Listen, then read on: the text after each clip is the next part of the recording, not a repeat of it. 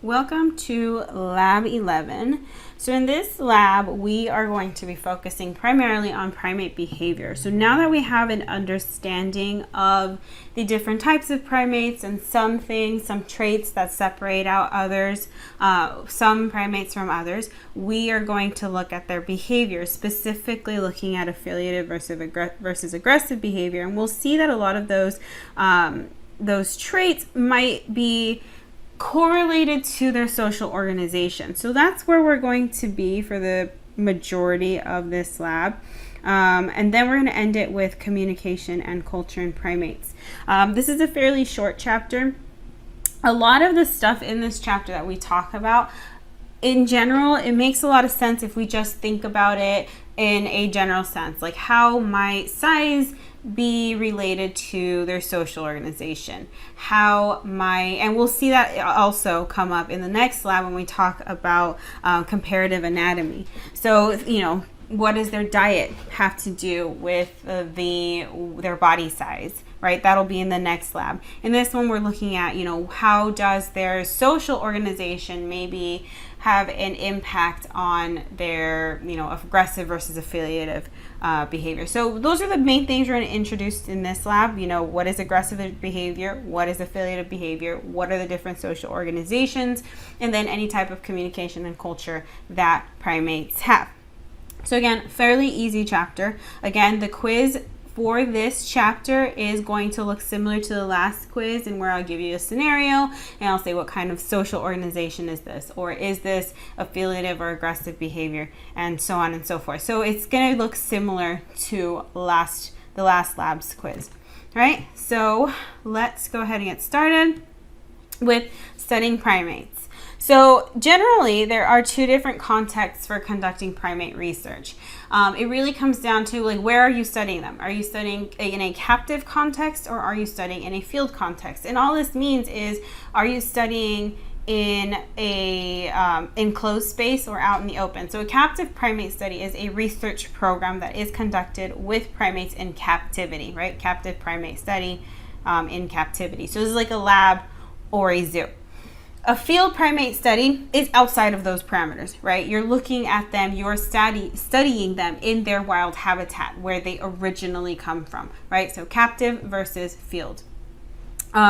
So a captive study and a captive study versus field primate studies, they have their pros and cons, each one of them. So in a captive primate study, what it gives us is a controlled environment where a researcher can often work with a primate or a group of primates for their entire lives, right? They can carefully select the primates of the appropriate age, of the appropriate sex to study that corresponds to their research. Say you want to look at female juvenile chimpanzees, you are able to easily pick in a captive primate study that chimpanzee to study, right? Or if you want to look at anything specific, you can do that. Or maybe you want to just study the lifespan of, say, spider monkeys, right? You're going to be able to have a spider monkey from birth till death, essentially, if your research is, the entire lifespan. So it gives us a controlled environment where we can work with them for their whole lives and select the primates that are appropriate to our studies.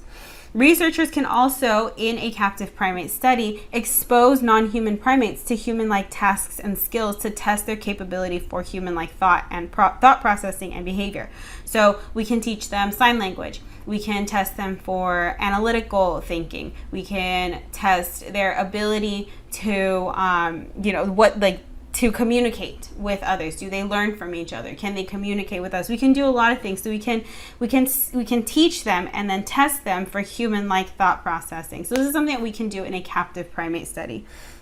So for these reasons, captive studies are often conducted to assess things like non-human primate language capacity and problem-solving skills. Therefore, these types of studies, the captive primate studies, are not ideal for researching something that's more natural of a behavior, something that would occur in the wild. So for any research that we're looking into for the more natural behaviors like group interactions, resources, in territory defense, primate health, primatologists will initially look at a field study. So a captive study there is pros and cons to it. In a field study, there is pros and cons to it. So in a field primate study, we are in a less controlled environment, right? Where in a captive primate study, we were in a fully controlled environment, or as controlled as possible. In a field primate study, it is less controlled. In a field primate study, the researcher might have trouble locating and observing primates that travel often or live at high levels of the forest canopy, right? Because we're looking at them, or we're studying them in their natural habitat. And if they're moving in and out of a territory that we're looking at, right, or they're really, really, really high in a forest canopy, us, the researchers on the ground, are not going to be able to study them because we won't actually see them. Another thing is that the researcher may have little control over the age or sex of the research subjects, right? We, the researcher, are kind of at the mercy of nature in this sense. If we initially go into the field and we want to study mothers and their newborn infants, right? And most research trips, most research studies have a time frame. So say you're going to the area for 3 months, and your research topic is, mothers and infants, but you're only going for 3 months, and at the time that you go, there are no pregnant mothers and there are no infants, right? There might be juveniles, right? There might be young females, but there are no pregnant mothers and there are no infants. So essentially, because it's natural, it happens in the group that we're looking at, we won't be able to get any research done. So we have little control over the age or sex of the research subjects. So we might go out intending to research. Another one is interactions between infants and mothers in the wild, and we might be unable to find infants in the study area, or interactions between bachelor males and females, and we just don't happen to come across any males, right? So there's different things that come up. So again, it's less controlled. So researchers can observe primate social interactions in a field study, so it's not all negative, right? We do get a lot of that natural natural interaction, right? The natural way that they are. So we can look at things like social interactions. We can look at food gathering processes, territory defense, vocalization patterns, and anything else that happens in the wild and in the natural settings. We can see that. So part of the one of the lab exercises is asking you to look at, it's giving you a scenario, and it's asking you, or it's giving you a hypothetical research, right? And it's asking you, is this a field study or a captive study? And you have to choose field or captive, or could it be done in both? And so there are things that, hunting, right? That's going to be more field, right? Because in captive primate studies, they're mostly given their food by the keepers. Things like, are they able to learn American Sign Language and communicate? That's obviously a captive primate study. And then there's things that happen in both, right? Captive and field. And so you're just going to have to sit there and say, can this possibly happen in a captive study? Can this possibly happen in a field primate study? And you're going to decide based on that. But whether you're conducting primate research in the captive context or in the field context, the primatologist has to also consider two other things, right? So the first thing we consider is captive or field, right? We make that decision. And the second other things that the two other factors that we look at is whether it's qualitative or quantitative data that we're going to collect. And the third thing is primate group or an individual. Right? So are we collecting qualitative or quantitative data? And then do we want to study a primate group as a whole or as an individual? And so our research will be really based on those kinds of questions. So the first thing is, what is qualitative, quantitative data? What is group observation and focus observation? So qualitative data is data that is more descriptive, and it centers on those qualities that are observed: appearance, smell, texture, things like that. Personally, I love qualitative data a lot more than I love quantitative data. I actually don't really like doing quantitative data, but it's a necessary evil for me when I do research. Qualitative data is my bread and butter. I love it. I don't know if I mentioned before, I have a bachelor's in English education, so writing to me in that descriptive detail is what I love to see most. And so qualitative data is just that. It is descriptive. Right? This data, this qualitative data, provides us with rich details and additional contextual information.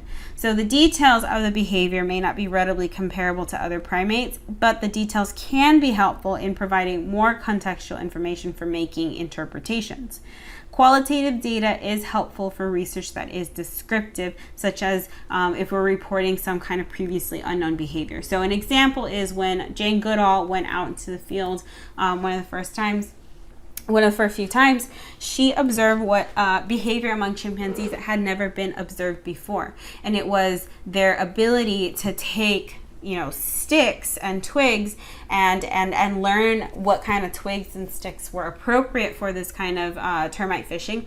And they learned, and she saw that they taught each other how to pick these sticks and strip them of their leaves and then poke a hole in the termite mound and then kind of fish that stick down the termite mound and then pull it out, and it would be covered in termites, and they would just kind of eat that up. And so this was never before observed behavior. And so in essence, that data that she got is qualitative data. It's not quantitative, because quantitative data is more focused and it's clearly measurable. So the way that I separate them out is quantitative is numbers, qualitative is more words, if you think about it that way. So quantitative data gives us information that is good for making comparison. Quantitative data is helpful for research, but emphasizes comparisons, such as contrasting behavior patterns of males and females or of the young and the old primates. So, do they do this? Do they do that? Yes, no. How many yes, how many no? And so at some point, quantitative data is almost always going to be dealing with numbers, right? What is your population size? What is the population breakdown of males versus females? What is the population breakdown of infants, children, juveniles, elderly, adults, right? What is that breakdown? So those are usually quantitative. That's quantitative data that we're looking at. How many individuals took part in hunting? How many individuals took part in caring after the young? Is it just the mothers? Is it mothers and fathers? Is it just the fathers, right? So it's quantitative data, right? Qualitative data is more descriptive. Again, you are describing a lot of times, behaviors, appearances, smell, that kind of stuff, right? Then we have group observation versus focused observation, right? And so group observation is just the observation of many individuals simultaneously. You're observing the group. So with group observation, it allows us researchers to collect data about how primates interact with one another, right? How they share food, how they have sex, how they build social bonds, how they communicate with each other, those kinds of things. Observing groups is difficult, right? Because it is easy to miss an important behavior because you are looking at the group as a whole, right? It's easy to miss individual variation, again, because you're observing the group as a whole. So it's useful because you can see a lot of how the group interacts with each other, how they and you might focus on one or two, but while you're focusing on one or two, you might be missing, information that's happening like 10, 20 meters away, right? Or I don't know, meters, feet, whatever. You get what I'm talking about. So that brings us to focused observation, right? Focused observation is focused attention on the behaviors of a single individual at a time. So focused observation really gives us this ability to hone in on this one individual, right? And learn about their behavioral variations, right? Is there any unusual practice that we see in this one particular primate, right? It's also useful for observing behaviors that might be more private and they might be conducted alone. So these are things like birth and food collection, right? These might be done privately, might be done solo. And so if you are doing a focused observation, you can then observe this kind of behavior. However, in focused observation, again, you might miss something that's happening in the broader context, right? The broader social context might be going on, and because you're focusing on this one individual, you're missing what is happening, the social interactions, the communication going on among the group as a whole, right? Because you're focusing on one individual. So again, each one has its pros and its cons. With qualitative, quantitative data, and with group and focused, good research or thorough research will include a mixture of the two, right? You're going to want to look at both quantitative and qualitative, especially those two, qualitative and quantitative data. Good, thorough research is going to include both qualitative and quantitative data, right? And then again, with group and focus, you're going to want a mix of the two as well to get a really good idea of just the species as a whole. Right, so that gives us the initial part, right, how we study primates. So let's look at some of the behavior, right? And we're going to start with affiliative behavior. We're going to move on to aggressive behavior, and then we'll move into ecology and social organization. So the first thing is affiliative behavior. And so we tend to characterize primate social behavior as one of two types, affiliative and aggressive. And so affiliative is anything that is generally cooperative. Right? Affiliative behavior will reinforce the social bonds and affiliations between our primates. And so one of the most common forms of affiliative behavior in primates is grooming. So grooming generally promotes good health and hygiene, and it keeps the fur clean and free of pests. Grooming is also a soothing behavior. It relaxes the primate being groomed, and it reinforces social bonds. Often we'll see lower ranking individuals grooming higher ranking individuals, and it's a sign then of submission.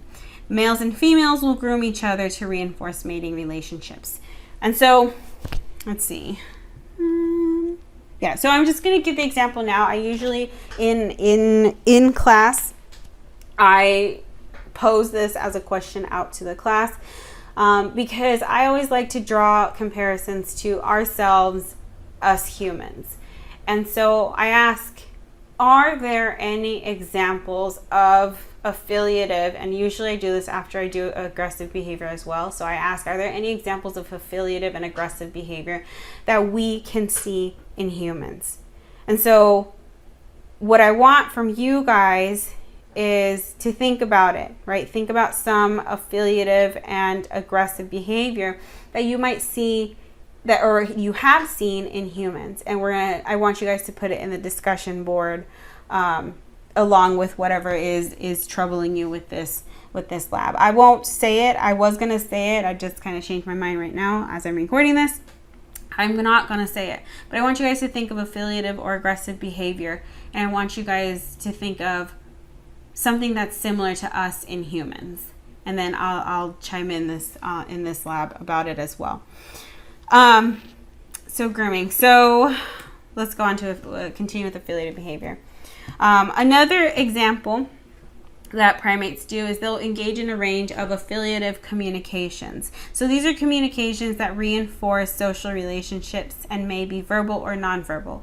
So nonverbal affiliative communications are embracing gestures, so a hand clasp that we see in chimpanzees, grooming, hand holding, right, or hand holding while grooming, right, that's an nonverbal affiliative communication, right. What this does is it communicates social connectedness and bonding. Verbal communications usually take the form of vocalizations, and these are sounds that communicate different types of information. Right, so that's affiliative behavior. Now we have aggressive behavior, and so aggressive behavior is anything that challenges, threatens, or harms the primates that are involved. The most common type are threats, and so direct violence is dangerous. And any primates that are directly involved or in close proximity can be injured. And so what usually happens is that most primates will try to avoid fighting and instead will use threat displays.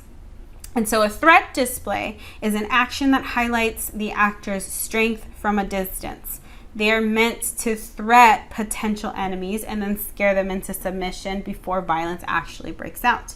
And there's a variety of forms of threat displays. So one of the most common is the threat yawn. The threat yawn is the opening of the mouth. What this does is it displays the teeth. It's not an actual yawn. And so many primates will engage in threat yawns or similar displays of teeth, such as flipping the upper lip to expose the top teeth. And so it's one of the funny things that I've heard from children when you go to the zoo, and they're like, oh, how cute, that chimpanzee is smiling at me, and it's because they flipped their upper lip. What the chimpanzee is actually doing is threatening. It's threatening the people, it's threatening the child, right? It's telling them essentially, it's sending a message and saying, back off, right? And if you don't back off, they might attack, right? And that's why sometimes there's videos of children, they're at the glass, and the chimpanzees attack the glass for whatever reason because they don't understand. What it is they've issued a threat display or threat yawn, and it wasn't received, and they're continued to be challenged, or in their mind they're being challenged, and so they attack. Right.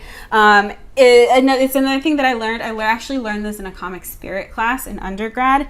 My instructor told us that if you are ever approaching a dog that you don't know, you've never met before, even if it's cute, even if it's adorable, and you want to pet it, right? He told us never smile, because essentially it's the same idea, right? You're showing your teeth, you're showing your canines, and that dog, if it doesn't know you, can perceive that as a threat, and then that's when bites happen and things like that. So it's just a way to apply this idea of the threat yawn to other situations. But again, a threat yawn is an aggressive behavior. It is meant to prevent violence, but if that message is not received and then submitted, then it can break out in violence. Other threats include stomping up and down, thrashing tree branches, banging fists on the ground, right? This is producing a loud noise. And so that loud noise, that violent body movement, it's meant to decrease the potential for future violence. Many primate species will regularly engage in direct violence, especially when males are fighting one another for access to females or territory. Chimpanzees are perhaps the most violent primates in the wild. I often joke about it, but I don't really, it's the truth. I always say chimpanzees are the most violent primates of all primates. And people think I'm kidding, but I really, really mean it, right? Chimpanzees are probably the most violent primates in the world.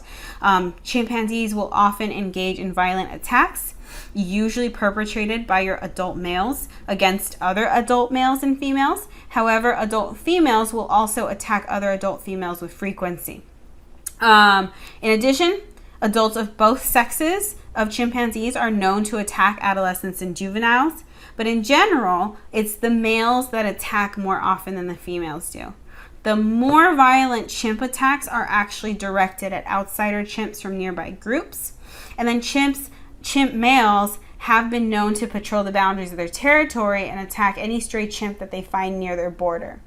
Violent attacks often involve biting, scratching, and beating, and can result in serious injury and death. And so, again, chimpanzees are probably the most violent of all our primates.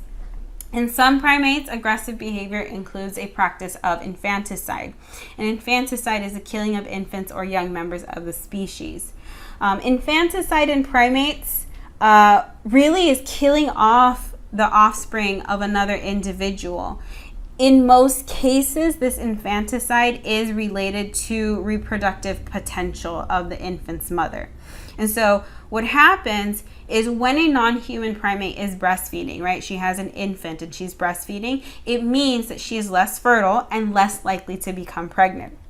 So what happens in this case is that when a male will take over a group, and that group now includes females who are breastfeeding their offspring, the male who just took over the group is likely to kill the existing offspring so that he can then mate with them and they can now produce his offspring, right? So infanticide is one of the more aggressive behaviors that we see. Chimpanzees are notorious for infanticide.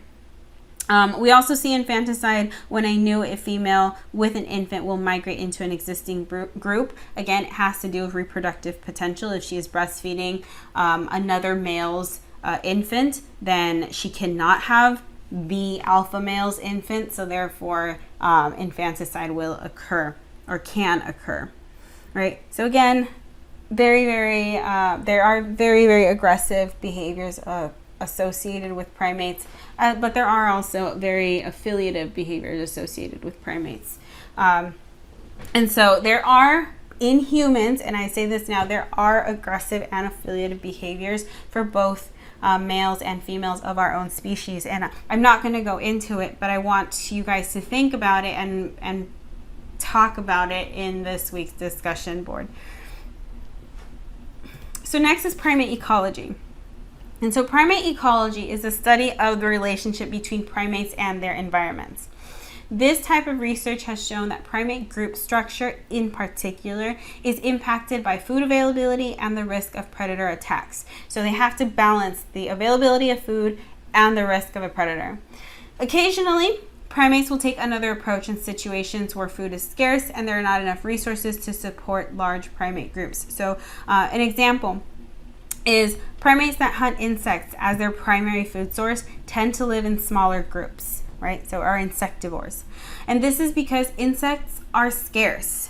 They're hard to find, they're hard to catch, and so they're difficult. And so a difficult food source means that if you have a large group, you're going to be competing quite a bit for that food source. And so it's easier on the species or the group itself to have smaller group structure. That way you can ensure that at least mostly everyone eats, because again, it's survival of the fittest, right? Whoever has the advantages are more likely to get the most food and then pass on those genes to the next generation.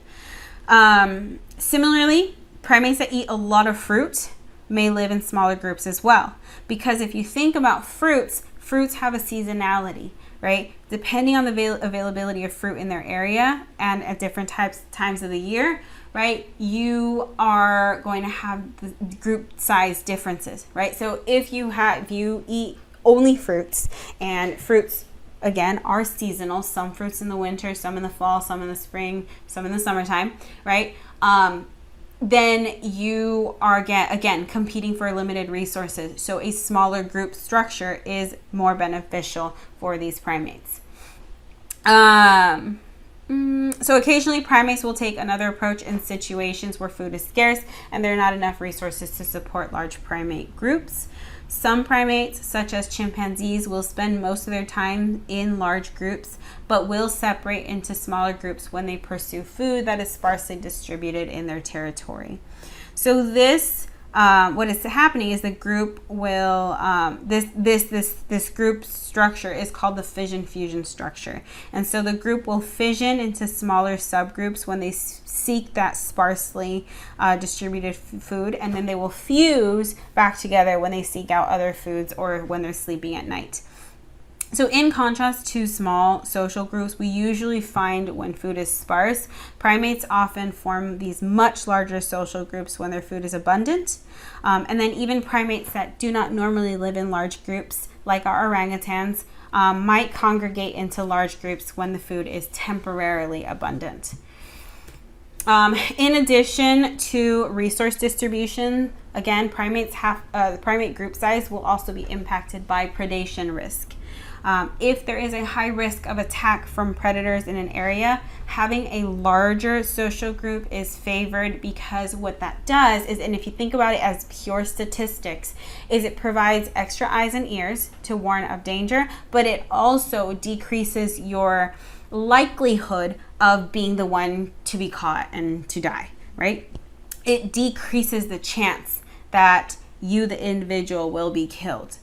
Similar to other animals, primates must always strike a balance between having a large enough group to protect against predation and a small enough group so that everyone has access to food. So small enough so that everyone gets food, but large enough so that there's enough eyes to warn for danger. Right? So it's a fine balance that they have to strike.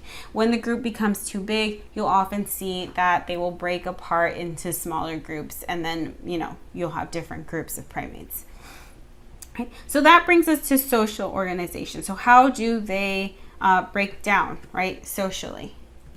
So within most primate groups, there is a complex social hierarchy. Some individuals have a higher status than other individuals. Often the status is inherited, and an infant born into a higher or lower status is based on the rank of the mother or father.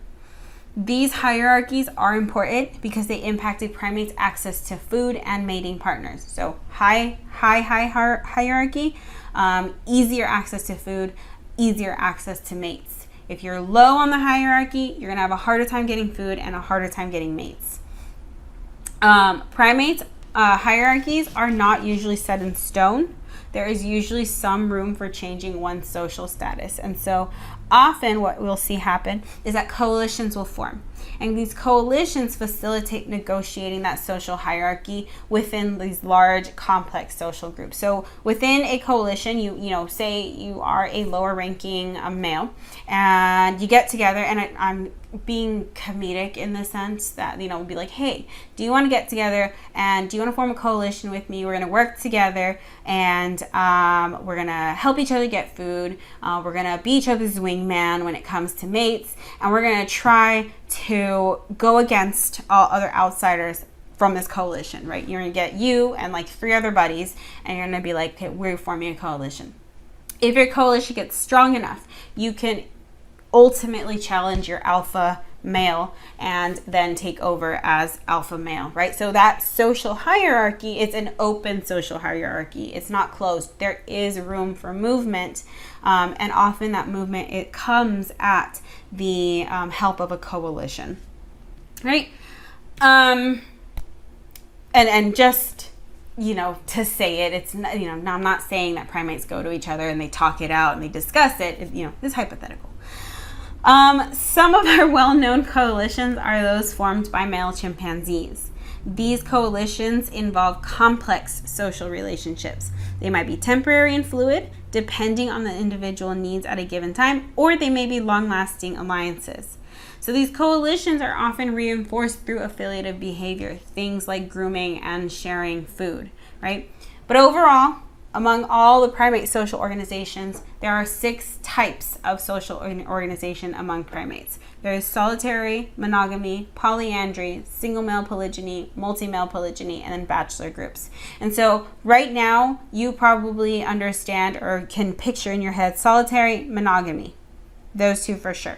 If you haven't taken cultural anthropology, you have no idea between the difference, or you might have no idea between the difference of polyandry and polygyny.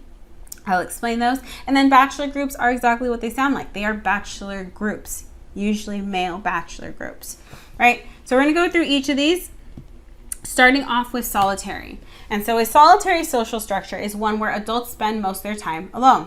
A good example is our orangutans. Orangutans have a solitary social structure. What we see is that adult females and their offspring will occupy separate individual territories. An adult male will occupy a territory that overlaps with female territories, which then gives him access to the females as mating partners. There may also be free-ranging adults that don't occupy a specific territory at all. So they just kind of go wherever they want. So these free-ranging adults may have less access to food and mates than adults in a specific territory. And even though these adults in these social groups spend a lot of time alone, they are not asocial. What happens is they'll often engage in social behavior and interaction, particularly if they temporarily congregate into these larger groups when there's a lot more food available. We see this again in our orangutans, but we also see this in some lemurs and some lorises. And so in the diagram here, you can see that our blue is going to be male, our orange, it's like an orangey red, is going to be female, right, from here on out. You see this male has his territory here, this female, her territory here. This is the female territory here, and then this male's territory overlaps with this female. And so he has access to her as a mate, essentially, right? So it's solitary social organization. It's very, very easy, easy to remember.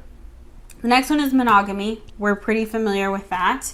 Monogamy is a form of social organization where one adult male, one adult female, and their offspring live together, right? They live together for most of their reproductive lives. Often they will work together to raise their offspring and defend their territory against outsiders. We see monogamy or a monogamous social structure among some lemurs and tarsiers, as well as some of the New World monkeys, are several types of marmosets. And then our lesser apes, the gibbons and the siamangs, are also monogamous. So those are some examples. So monogamy, again, very easy. One adult male, one adult female, their offspring live together. So that's what we have here. One adult male, one female, one female, one male, one male, one female, and they live in their territories for their reproductive lives. All right, so now we get to polyandry. Right, so polyandry is a form of social organization where one adult female lives with multiple adult males and their offspring live together. Right, so one female, multiple males. So these primates are very small, usually, and give birth to twins. And so the ones that we see this are in our New World monkeys, specifically our tamarins, right? Tamarins are small and give birth to twins, usually. And so it makes sense if we think about it, right? Why would having a polyandry social organization be beneficial to a primate that usually gives birth to twins, right? And if we think about it and say hypothetically, right? If we had it was polygyny, right? One male, multiple females. We'll flip it, and all the females give birth to twins. Remember, keep that in mind.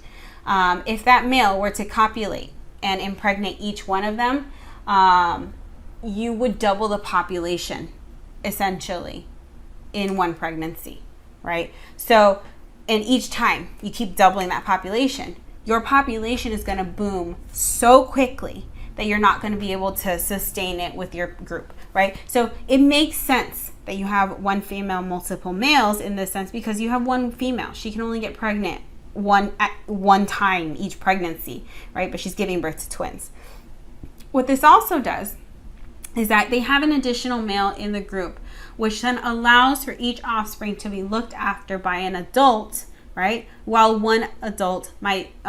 leaving one adult unencumbered, which will then go off to feed or defend them as needed. So essentially you have, say, we'll just make it a group of 3, one female, 2 males, and their, newborn twins, right? You have one male that will go look for food, right? You still have one male, one female staying to take care of the 2 infants. Or say they need to be defended, say there's a predator, right? That one male can defend and you still have one female, one male taking care of the infants, right? So it's an additional male that allows for the care of the offspring and the sustenance and the protection of the group. If the additional adults were females, there would be the potential for additional twins, which would then further the social group. Instead, there are additional males who can then contribute to raising the offspring without burdening the group with more infants. And then all males, what happens in this case is all the males will copulate with the female during that specific time where she's fertile, and so that at any time a male won't really know if the infant he is taking care of is his own offspring or if it's of the other male. So there is no competition because they don't actually know whose infant it is, but it really doesn't matter because they work together for the good of the whole group. Right, so here is a breakdown of polyandry, right? One female, multiple males. But I for example purposes, I keep it down to 2 males just because it's easier to break that down. So that's polyandry, right? Then we get to polygyny. And so polygyny is a form of social organization where there are multiple adult females for each male, right? So the way that I remember polygyny versus polyandry is I think of this GYN here, right? And I think GYN, gynecology, and gynecologists focus primarily on female health. Right? So what this means then is that they are women-centered. So means lots of women. That's kind of how I put it together. I mean, your train of thought might not go that way, but it's my way of remembering. So if it helps you remember, go ahead and use it, right? GYN, gynecology, focused on women, many, many women, right? So this is a social organization where there are multiple adult females for each male. So polygyny can take 2 forms. You can have single male polygyny, or you can have multi-male polygyny. And so single male polygyny is when you have one male, multiple females, and their offspring living together.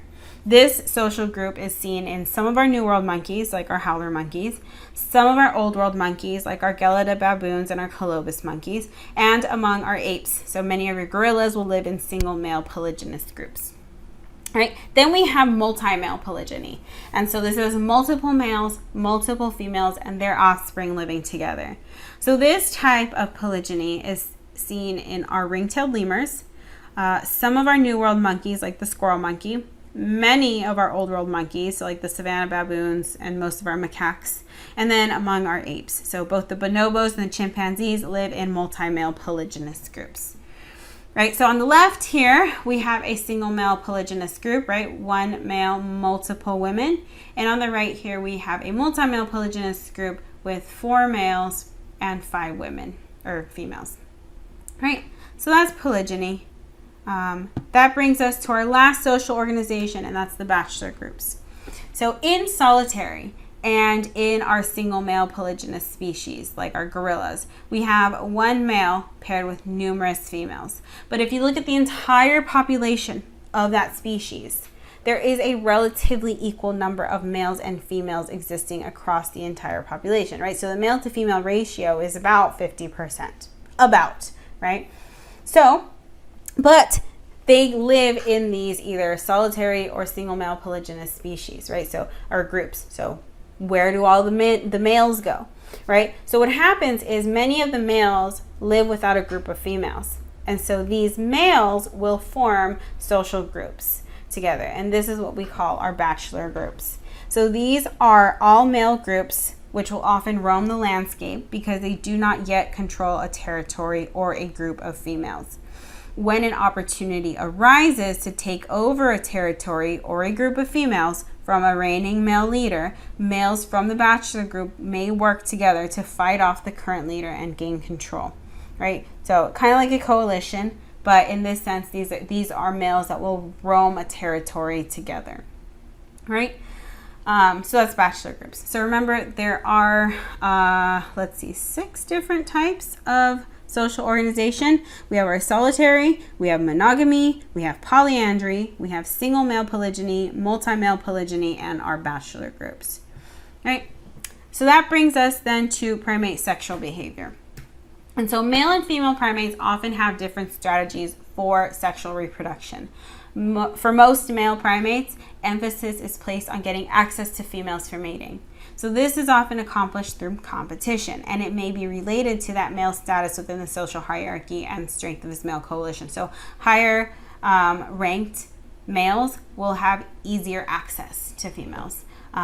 If your coalition is strong, then you might have easier access to females. So it's beneficial for the males, the lower ranking males, to form a strong coalition. Right. For most female primates, emphasis is placed on getting access to resources for supporting offspring. So making sure that they're fed, making sure that they're protected, making sure that they're sheltered, right? That is their emphasis, right, for them and their offspring. This is also impacted by competition, and it may be related to that female's status in the social hierarchy. If she is a high-ranking female, she is going to be protected, she's going to be fed, and so are her offspring. Right? In both cases, primates are competing with other primates of the same sex. So females compete with females, males compete with males, right? Competition and reproductive behavior can impact a primate's anatomy, right? So many primates, particularly our Old World monkeys, will have special coloring that indicates from a distance if one is facing a male or female of the species. Sometimes what happens is that males will have a brightly colored fur around their genitals, which calls further attention to their maleness. Male primates also might be larger than their female counterparts and have larger canine teeth.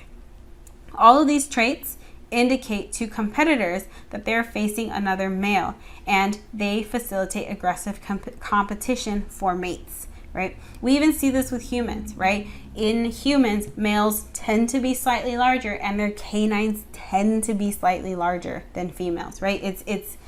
It's inherited from, evolution, right?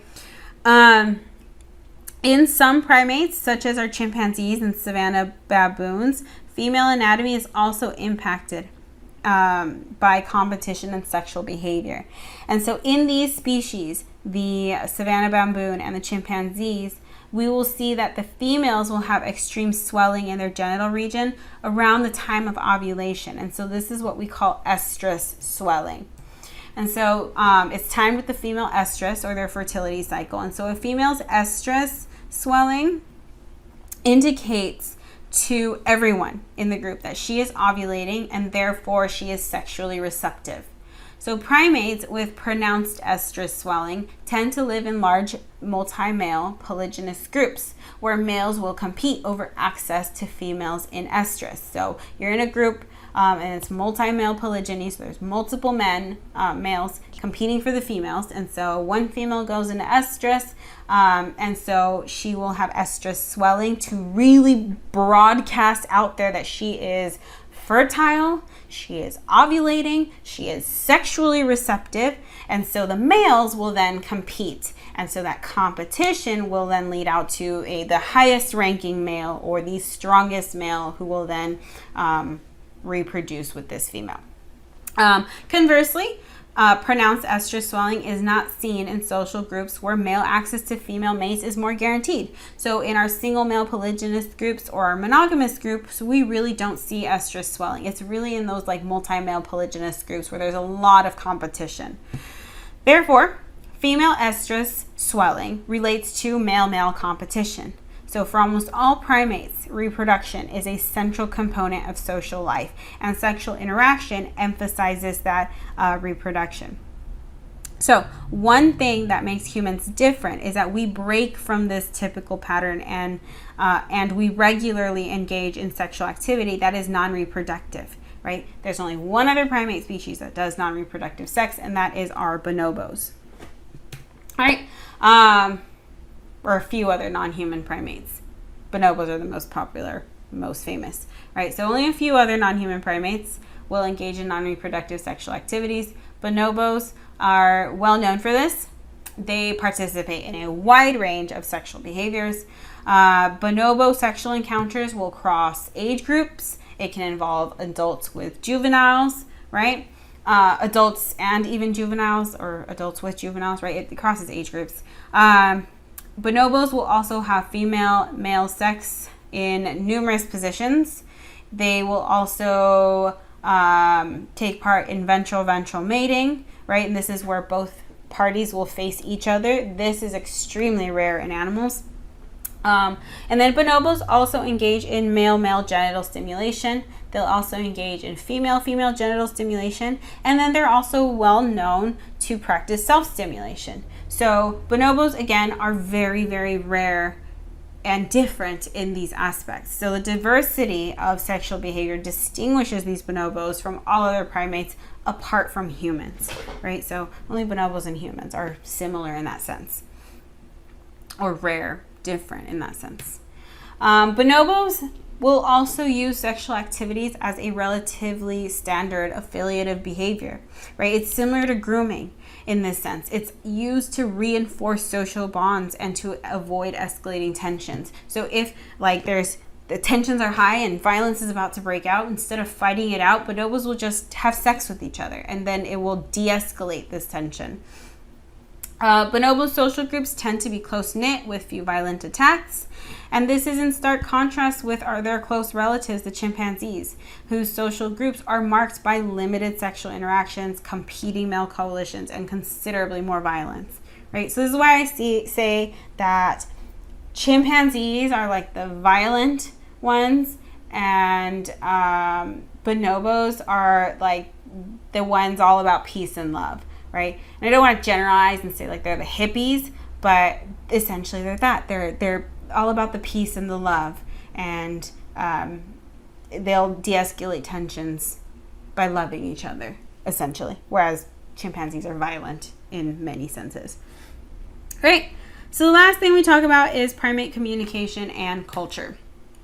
So other than reinforcing social bonds, Primate vocalizations are used as a way to mark their territory and to warn off intruders. And so what we have here in this image is a howler monkey, and this howler monkey is vocalizing to mark his or her territory, right? So in gibbons, what we see though is they will perform duet songs. And so a paired male and female will make particular songs similar to a duet song.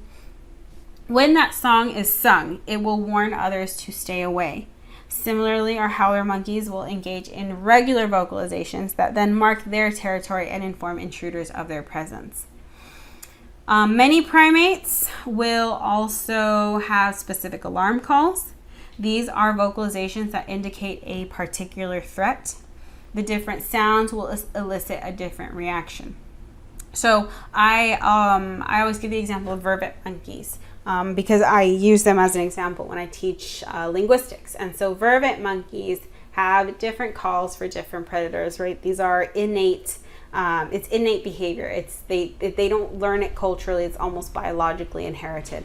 So they have, like some examples, they have calls for snake, they have calls for like a hawk or an eagle or like a predatory bird, and then they have calls for like not lions, like cheetahs or something like that.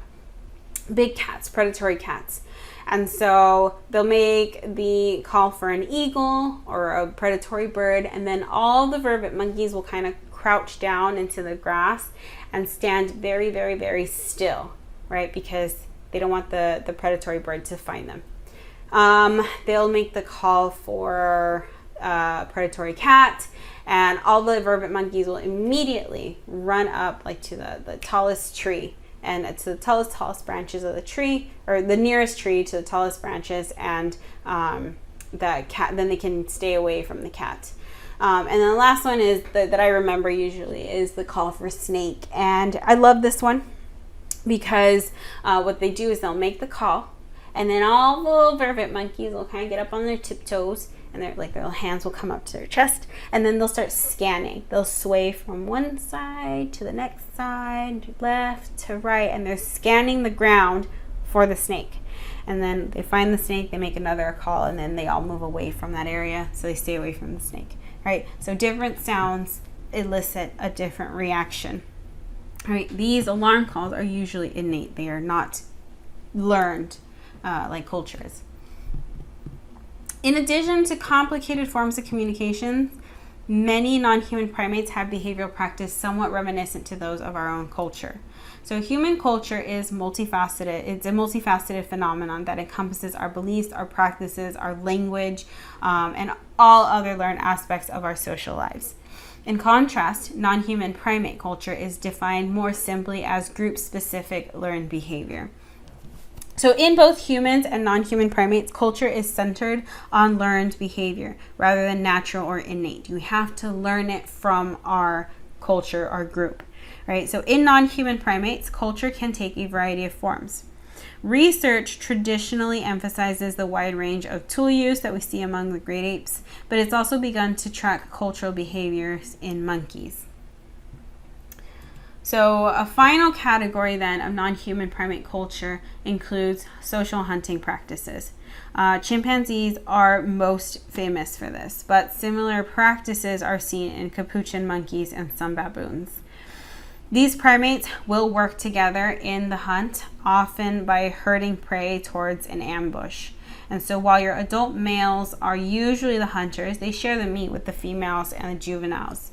The distribution of meat is often based on social status and affiliation, and the choreography involved in the hunt must be learned, and the strategy and the preferred meat will vary between the different groups.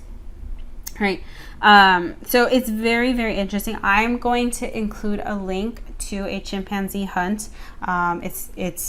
It was filmed and narrated, and you see him by Sir David Attenborough, and he kind of takes you on a chimpanzee hunt, and you see how you'll have a blocker, you'll have an ambusher, you'll have a chaser, and they all go and they corner this, I believe it's a colobus monkey, and they corner it, and then they kill it, they hunt it down. But all of that, the choreography to it is learned behavior. They learn that choreography right? They also learn the preferred meat of the group, right? So maybe this group specifically, like colobus monkeys, another one might like, you know, vervet monkeys or something different, you know, but essentially the type of meat, the choreography of the hunt, it's all learned behavior, right? So that's it for this chapter. The next chapter, I believe, is Comparative Anatomy. So we are going to be looking at like teeth types and what that means for their diet, and for sexual dimorphism, limb proportions and what that means for their locomotor adaptations, and things like that. So comparative anatomy of our primates.